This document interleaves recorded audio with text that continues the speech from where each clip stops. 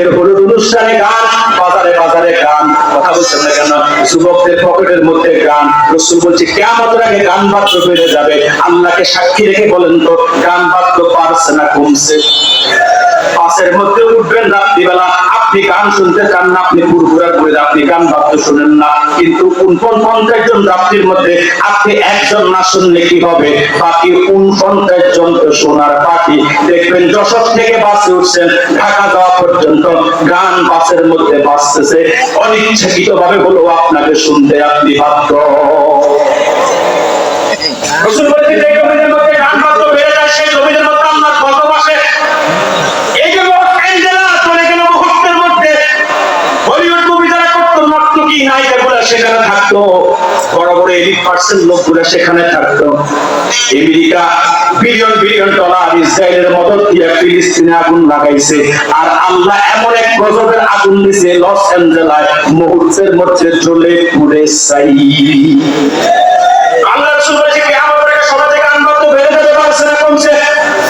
আল্লাহ রাসূল বলেছে কিয়ামতের আগে সমাজের মধ্যে, কিয়ামতের আগে সমাজের মানুষগুলো ফকির হয়ে যাবে, বিপদ হয়ে যাবে, মানুষ দান সদকা করতে চাইবে না, যাকাত দেওয়াকে পর্যন্ত মানুষ জরিমানা মনে করবে। আজকে সমাজে এটা হইছে কি হয় নাই?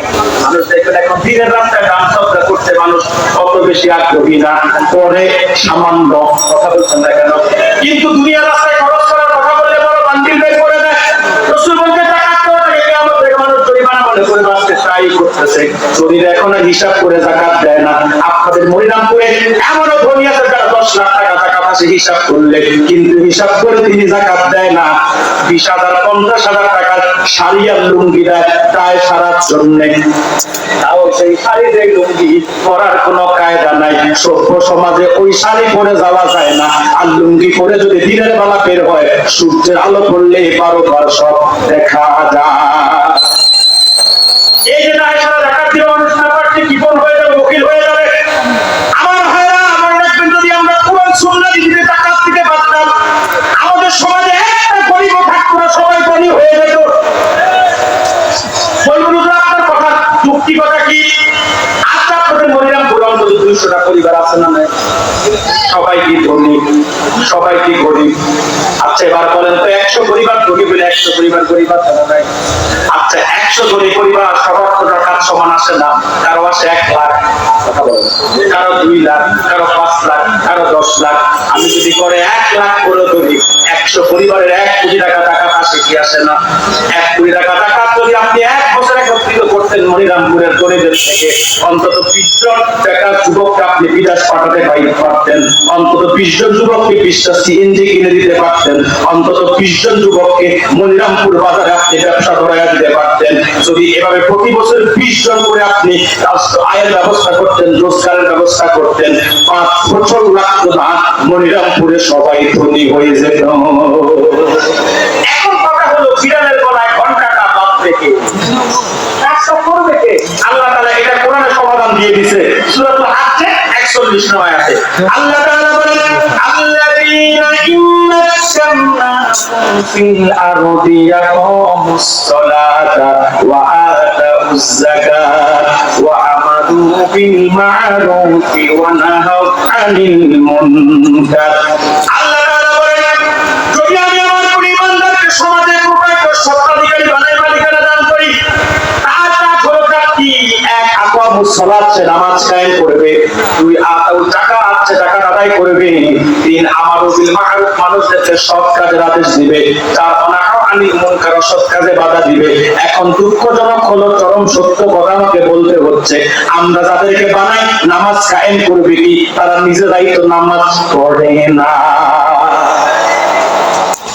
নামাজ পড়বে কি, নামাজের নিয়ম কানুন ঠিক করে জানে না। গত 2 বছর আগে একটা ভিডিও দেখলাম, জানাজার নামাজে একজন হাত তুলছে এমনি, একজন এমনি, আরেকজন এমনি, কথা বলছে না কেন? আরেকজন জানাজার তাকবীরের মতো হাত তুলতেছে, নামাইতেছে, আরেকজন সাংবাদিকদের সামনে যায় মাইকে কইতেছে, আগামীকাল সকাল 9টায় ঈদুল আজহার জানাজা। এখন তারা ঈদুল আজহার জানাজা দেয়, এরা কেমনে সমাজে নামাজ কায়েম করবে? আর যাকাত আদায় করবে কি? জনগণকে দিবে কি? সুযোগ পাইলে নিজেরাই তো জনগণের টাকা খায়। ইলিপের চাল চুরি, ডাল চুরি, তেল চুরি, টিন চুরি, কালবারের রড চুরি, রাস্তার ইট চুরি, বাংলাদেশের হিজাব চুরি, আমার দেশে হয় কি হয় না? প্রতিষ্ঠা করবে আর সব কাজে আদেশ দিবে কি, অসৎ কাজে বাধা দিবে কি? আমি হুজুর কোরআন থেকে কথা বললে অনেকের গায়ে লাগে, শব্দ হয় না, কিন্তু মমতা যখন গান গায় ফাটতে যায়, জোড়া দেওয়ার বুদ্ধি নাই, একটা না আরেকটা গান শুনতেই মন চায়। আমার ভাইরা, যদি আমরা জাকাত ভিত্তিক অর্থনৈতিক ব্যবস্থা কায়েম করতে পারতাম, সবাই ধনী হয়ে যেত। এবার আমি আমার কথা বাস্তবতা আপনাকে চোখে আঙুল দিয়ে দেখায় দিই। এই যে গত 2 বছর আগে আফগানটা স্বাধীন হয়ে গেল, 19 বছর আফগানের মোল্লারা আমেরিকার সাথে লড়াই করছে, ফাইট করছে।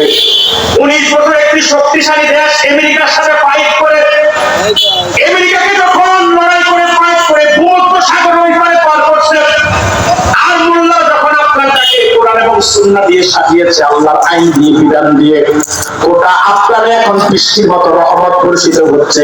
জমিন থেকে এত বরকত আল্লাহ দিচ্ছে। ওটা আফগানের অর্থনীতি দিন দিন এত বেশি ত্বরান্বিত হচ্ছে, এত তরাক্কি হচ্ছে অর্থনীতিতে। অর্থনীতিবিদদের মধ্যে সেদিন বেশি দূরে না, যেদিন আফগানের অর্থনীতি পৃথিবীর সকল অর্থনীতিকে ছাড়িয়ে যাবে।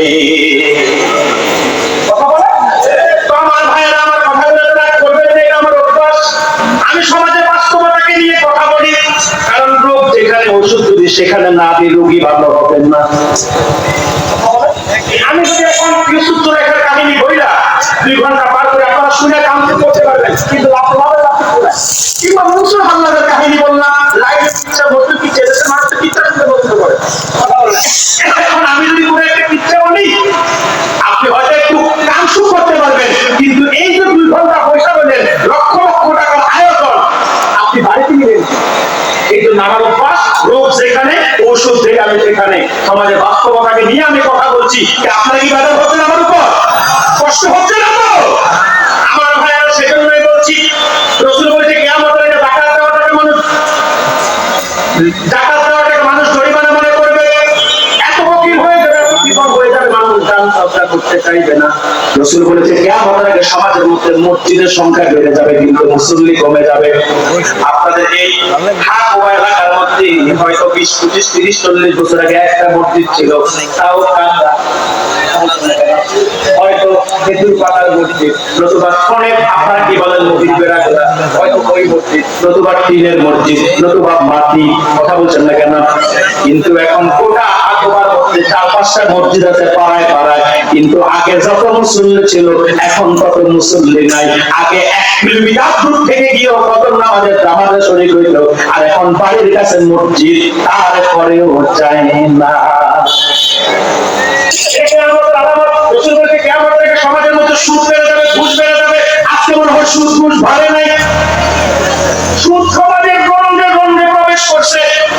সুদের কয়েকটা ক্যাটাগরি আছে, কিছু আছে এলাকা ভিত্তিক সুদ, মহিলারা দেয় 10 টাকা, 100 টাকা আপনি দিবেন, 1 মাস পরেও যা হবে 110 টাকা মুরগির মতো বাচ্চা দেয়, কথা বলছেন না কেন? আবার দেখবেন এনজিওর মাধ্যমে সুদ ঢুকছে কি ঢুকে নাই, রাখবেন আশা ব্যাংক, নিরাশা, ক্রাইটাস, ভরসা, ওয়ার্ল্ড ভিশন এবং আপনাদের বর্তমান অন্তর্বর্তীকালীন সরকারের যিনি প্রধান ডক্টর ইউনূস সাহেবের গ্রামীণ ব্যাংক এই দেশের 35 লক্ষ পরিবারকে সুদের সাথে সম্পৃক্ত করেছে। এই কথাটা বলার সাহস এখন অনেক মৌলবী না, কথা বলে না। আমার দেশে অধিকাংশ মৌলবীরা শুধু যখন তারা আছে তাদের পা থাকে। আমি দেখছি দীর্ঘকালে যারা এই গ্রামীণ ব্যাংকের সমালোচনা করতো, এরা এখন মুখের মধ্যে কষ্টি লাগাইছে।